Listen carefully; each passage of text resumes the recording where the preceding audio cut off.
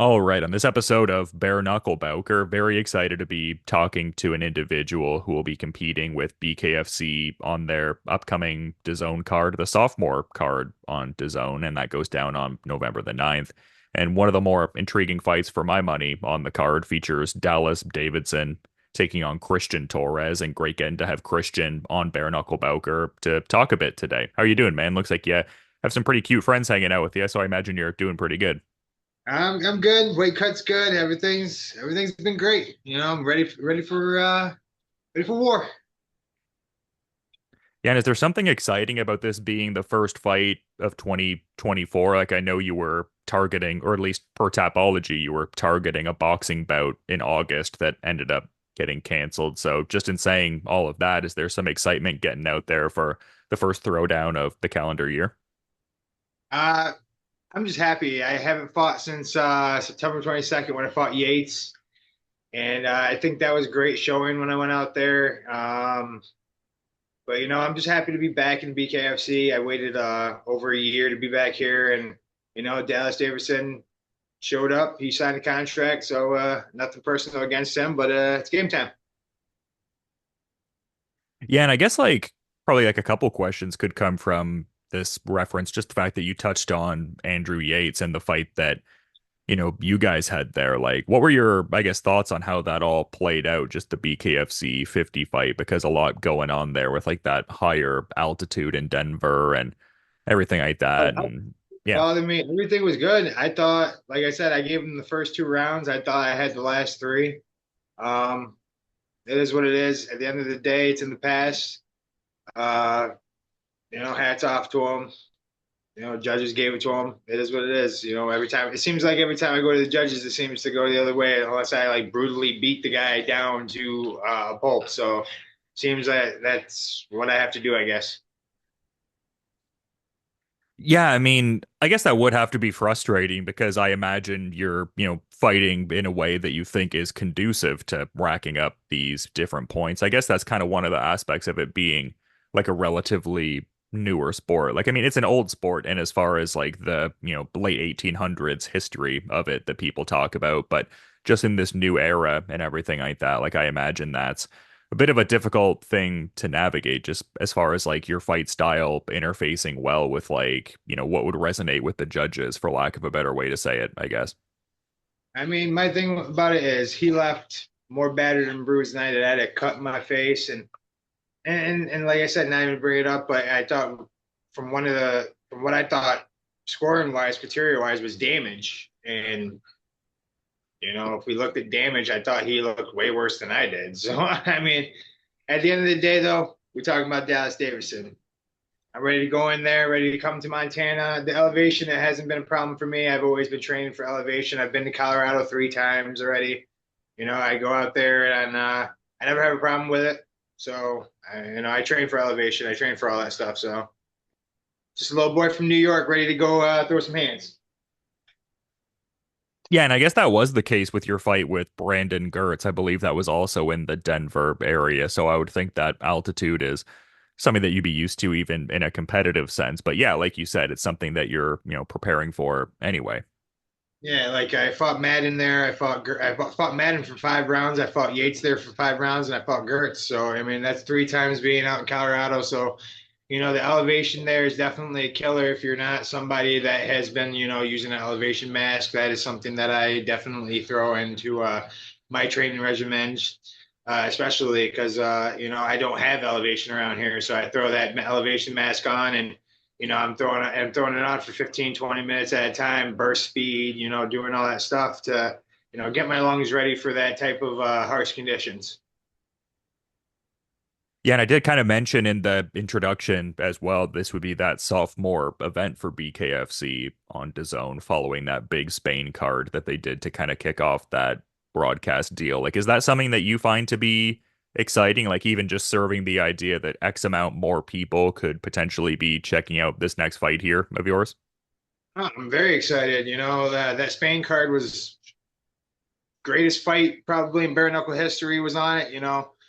It's a lot to live up to, big shoes to fill. But when we show up, we always leave a big big impression. A lot of people come there and they see it and they're like, "Oh man, it's a different spectacle once you see it up close," and it definitely is. Like I said, I say to people all the time, I've done MMA, I've done boxing, I've done kickboxing. Bare knuckle is just a different type of animal, man. You got to be a different beast to take, fist to the face, not be able to take you down, not be able to, grind you out on the ground and submit you. It's just, we're in there, we're throwing real hands, we're throwing, our bodies into danger, and it's a fun time. I mean, I love it, so it's good. Yeah, for sure. And yeah, I feel like you're a fighter that has really like showcased that, very exciting style. I mean, it would seem to come across in even some of the different looks that you've gotten over the years, just in the sense of being on that Knucklemania 3 event and then the BKFC 41 card that had the Perry and Rockhold fight that seemed to drum up a lot of attention. Like it would seem like by virtue of like a lot of these cards you're being put on, and you could even include this one within that as well. Like it seems like the company puts a certain level of stock in, I guess, your ability to put on these exciting fights, or at least that's the inference I'm kind of making, I guess. Oh yeah, and like I said, I had nothing against Dallas Davison. I'm glad he signed a contract, and like I said, it's been over a year. I'm just happy to be back to BKFC. It's my sport, man. I love it. I love being able to hit somebody with some knucks and seeing if they cower or not. So it's just good. Like I'm glad just to be on this big card. It's definitely something that I look forward to being Kai and Rivera. But I'm also looking forward to seeing if Brandon Allen gets in that talk because he should be in there. Just saying.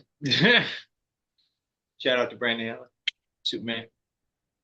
Yeah, no, I mean, he should be right in that picture. I feel like he's right there within the present hierarchy to potentially be getting a championship opportunity sooner than later. I mean, yeah, just like a great contender for sure.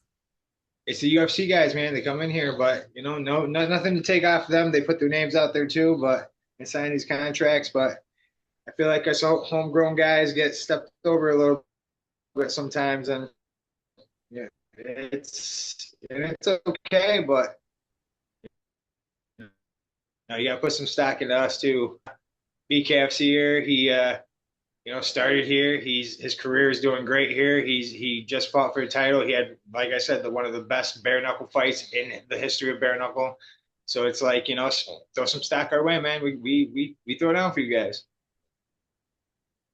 Yeah, I mean, it's interesting. It seems like they're, I guess, to a marginal extent, like increasing, I guess, like the shows whereby it's like the homegrown talent getting even like a bit more of a spotlight. Like, I mean, that seemed to be the case with, I believe it was BKFC 62. Like, it seemed like there was a lot of like homegrown guys there, like with Kai Stewart being prominently featured. But even as I say that, it's one of those things too, where I think some people have been kind of wondering about the, I guess, Jimmie Rivera fight, like in terms of, I guess, other people in the rankings who maybe could have gotten that shot comparatively. Like, I mean, no disrespect to Rivera, obviously, but it seemed to be like a similar thing you were touching on with maybe like the former UFC guys and guys who have that cachet from other combat sports getting the big looks in BKFC.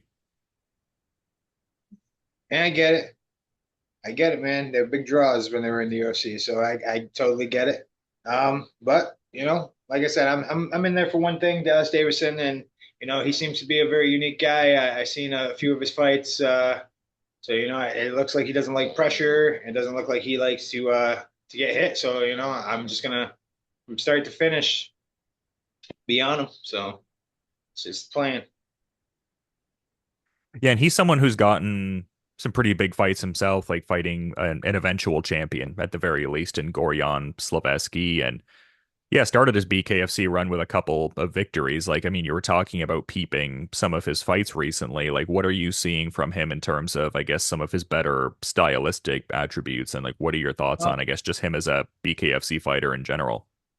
I seen he's an awkward guy. He's very different. He's very tall.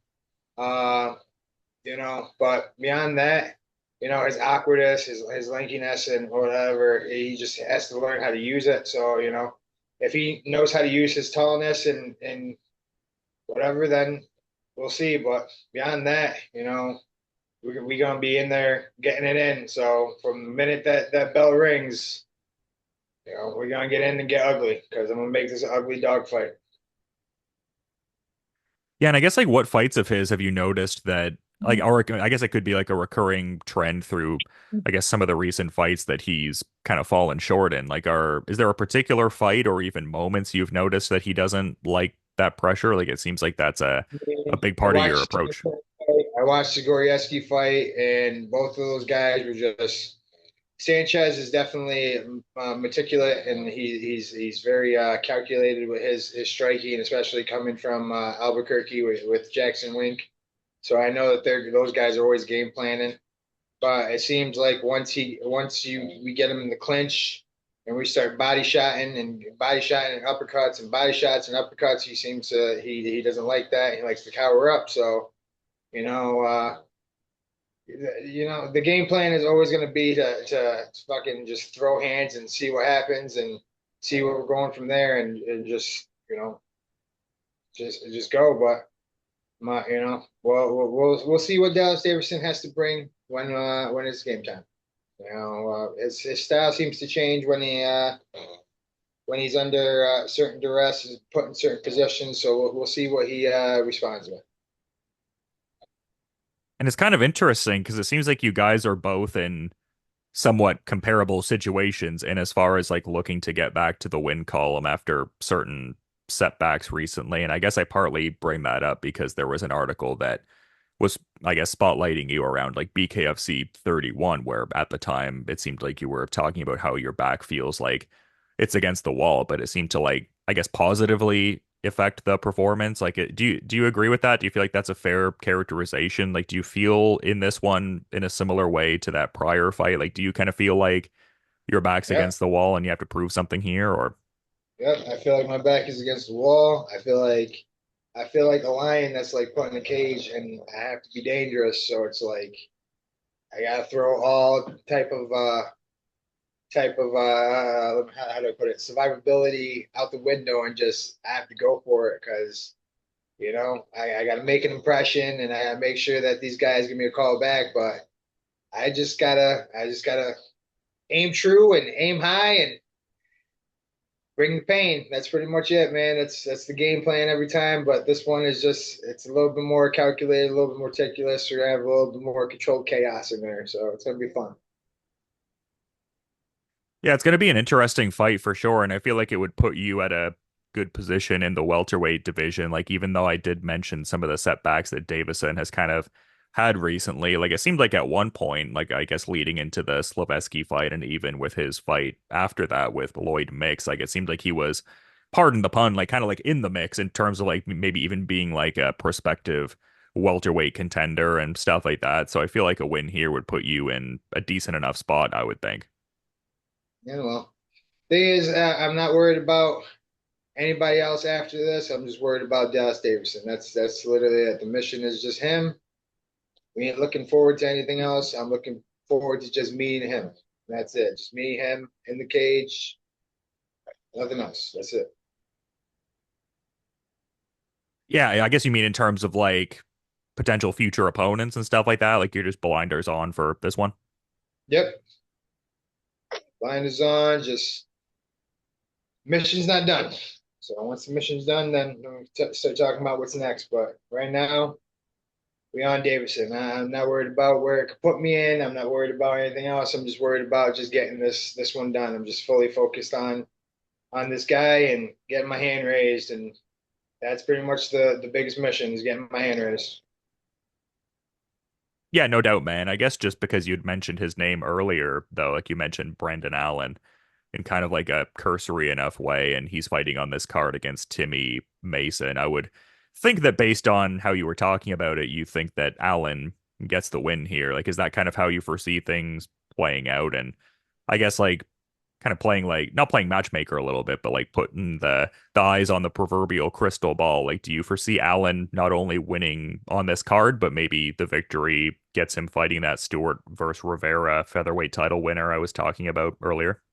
Oh yeah, I foresee that for sure. It's he pays dues, man. He's knocked people out. He's fought champions from different organizations.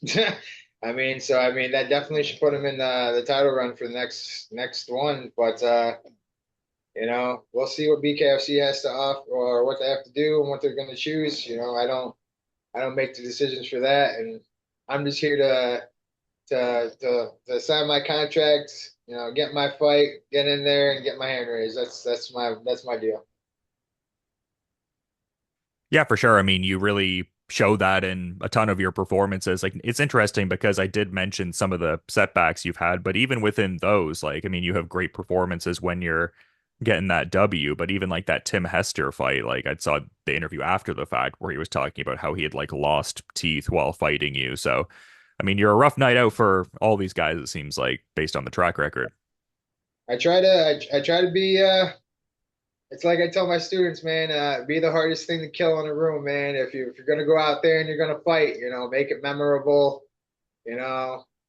And I try to be, that's the biggest thing is I try to be the biggest pain in the ass that I possibly could be while we're fighting because I want to make sure that you're like, damn, man, I fought that Torres guy and he was just a pain in the ass. Yeah. Yeah, Excuse yeah, I guess my that's language. no, not at all. I guess just that's where the nickname the Terminator probably comes from to a certain extent, just that constantly encroaching, sort of resilient, kind of unwavering approach, I guess. Yeah, like a machine, man. You just gotta keep chipping at it, it's like I tell people, man. I got people who come in to me and they're overweight, they're out of shape, they're depressed or whatever, and I just tell them, man, I was the same way. I chipped away at my depression. I chipped away at my eating habits and everything I had to do, and I got to where I'm at now, So, I lost a friend due to depression this year. This year has been a very hard year, so I'm just glad to be doing what I'm doing again, and it's definitely going to be nice to be back in Montana. And whether they boo me, they yay me, they whatever, it's just going to be nice to be in that ring. Yeah, well said, man, and definitely sorry for your loss. I think there's like a certain, I guess, benefit to even like talking about some of these things, though, like just in case someone is, like suffering in silence or, going through it and everything like that. Like it's good to like shine a spotlight on and try to talk about and whatnot because yeah, I mean it's such a widespread, devastating sort of thing for sure. Yeah, it's been a tough year. So rest in peace to him and his family. And I'm just like I said, I'm just happy to be back in BKFC. I've been waiting a long time, and it feels good to get off the shelf and be able to do something fun. So this is going to be interesting. I'm already on weight. So I'm just chilling. I'm just sitting here chilling. I'm waiting till next Wednesday I fly out and get out there and look him in the eyes and get ready to rock and roll. Yeah, and you seem so composed and everything like that. Like how has your, I guess, temperament or like the feelings heading into these different fights changed over the years? Because you've had multiple BKFC fights at this point. Like was this, I guess, kind of, I guess, calm, sort of very like present, kind of grounded temperament? Like, was this a thing that you've always felt, or is there like a certain comfortability that's, I guess, born from like how many BKFC fights you've had at this point? I mean, this being fight number 8, I mean, the first I'd say like the first three or four, it was like, it was crazy. Like I had the jitters and this one was a little more calmer. I was able to sit back and be able to actually like really pick apart my other fights and be like, this is what I did wrong. This is what I did right. This is what I really need to be doing. And this really being knowledgeable wise in BKFC and having being a veteran of BKFC definitely helped in the camp wise of how I was gonna train with these guys and show them, hey, this is what needs to happen. This is what happens when we transition here. This is what is going on here. It definitely helped in this camp. And like I said, being able to, I've never missed weight. I've always shown up in weight. Being a true professional fighter. I always feel like that is one thing of being a professional is showing up on weight. So, I never missed weight. I never had a problem with the scale. So, my temperament always is for, if I'm not in the right mindset for the fight, then that's a bad thing. So, this one has been really great.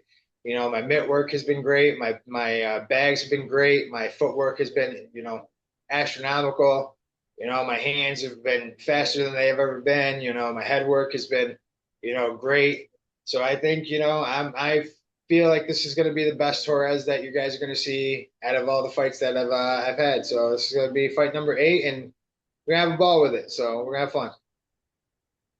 Yeah, definitely excited for that. And it's also exciting to hear that you're, I guess, imparting some tips for other like up and coming sort of bare knuckle fighters and stuff like that. And you were also talking about, training other people in martial arts and stuff like that. That's so cool. Just kind of paying it forward, like as much as you're in a place where, like you said, we'll be seeing the best Christian Torres we've seen in the BKFC ring so far. It's like you're also paying your knowledge forward to seemingly martial artists in several different disciplines. It's cool. You're kind of like putting that, I guess, knowledge back into the future of bare knuckle in a certain sense, also. Definitely. The biggest thing, the best thing you can do is definitely leave something for other people. And I feel like bare knuckle, even if it's just boxing, in a sense, you get guys who come in there, they don't know what they're doing, they're throwing their hands all crazy, they're getting all tired. Once you start talking to them and you really sit down and you tell them, hey man, come over here, we'll coach you. You'll see their confidence come up. They're smiling more. They got a little bit, that chip on their shoulder that they had, when you first met them, is gone. And like I said, I had one guy who came in to me. He's almost 2 years with me, and he does boxing, and he lost 120 pounds. He was 360 pounds. He's 240 pounds now. So he really took a life by the horns and really got his life together. And it's great to see these transformations that you can do for people.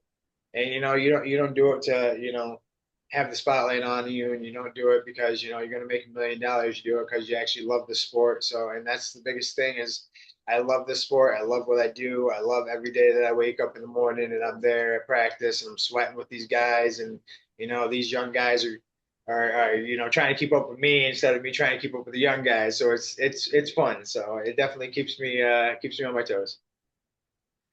Yeah, and I love that, man. Like, obviously, it's enjoyable for me to like talk to fighters who have these moments under the proverbial like bright lights and stuff like that. But something I love about martial arts too is just like these stories that go on sort of like behind the scenes almost, like not in that same context. Like, I mean, losing over 100 pounds being in like combat sports, even if your goal is to just train and have a healthier way of life, like that's incredible stuff. Yeah, it's beautiful. And the biggest thing is I tell these guys is how you talk to yourself is how you're going to perceive yourself. You talk to yourself in a negative way and you tell yourself you suck and this, nothing's going to get better, man. You can't have a negative or you can't have a positive life out of a negative attitude. So these guys come in there and I tell them, I'm not only a coach, I'm your friend. I'll listen to any problems that you walk in here with. If you don't even want to train today and you want to sit down and you want to just talk and shoot the shit, I'd rather do that with you than rather you come in here and you're getting all pissed off and you're throwing your stuff around and your mouthpiece is flying here. These guys have lives too, and I get it as being a fighter and living that lifestyle that I've had for so many years, and being a coach and just learning that I have my life that I'm living in. It's crazy enough as it is. So I can only imagine these college kids are living their crazy college life and trying to do this and trying to balance this and trying to balance their life with college and going back home and coming back here. So I mean, I get it that they get frustrated and shit. So I'm just here to just try to help as much as I can and be a big part of the community and just try to be a pillar of light to some people that hopefully are going through dark days. Yeah, I mean, very well said, man. That could even, I guess, serve as a great parting thought in and of itself. But I also figured I'd give you the floor in case there was anything you wanted to add as we're sort of wrapping up, Christian. I really do appreciate you making some time, man. No problem. I have sponsors. The Green Spot, John City. They're great. Spartan Sports and the Wellness, they are great. They gave me these patches. They are light technology or lightweight technology. They are awesome for stem cell rebuilding and stuff like that. I also have Food and Fire, Liberty Guns and Liberty Gun Works, Food and Fire in Johnson City. I have a bunch of places. So, and also Autistic Media. Those guys are Authentic Media, excuse me. So those guys are great with design. They're the ones who made my actual banner that you guys see for this upcoming fight that's coming up. They did a great job with that as well. So and Rakunik, they're the one who made my shorts. But besides that, I'm just ready to throw down, get ready to and be in Montana and see all these guys and see Roberto and see Lewis and see all these guys that I've grown to love seeing around, and it's gonna be a good time seeing everybody that I haven't seen in a while. So I can't wait. Yeah, I think that's a shared sentiment among the bare knuckle enthusiasts out there. This BKFC on DAZN Montana card's going to be a great one. And yeah, I mean, this fight with Dallas Davison was definitely one that stood out on this ever deepening card on November 9th here. Like, just, yeah, such a great matchup. I think it'll be a great throwdown. And to that point, thanks so much for coming on Bare Knuckle Bowker and giving great insights before that, man. You have a good rest of your night. And yeah, looking forward to peeping the fight when it goes down as well, Christian. Yeah, thank you for your time, and as always, I will always make time for anybody. So thank you very much for listening to me and part ways. Thank you.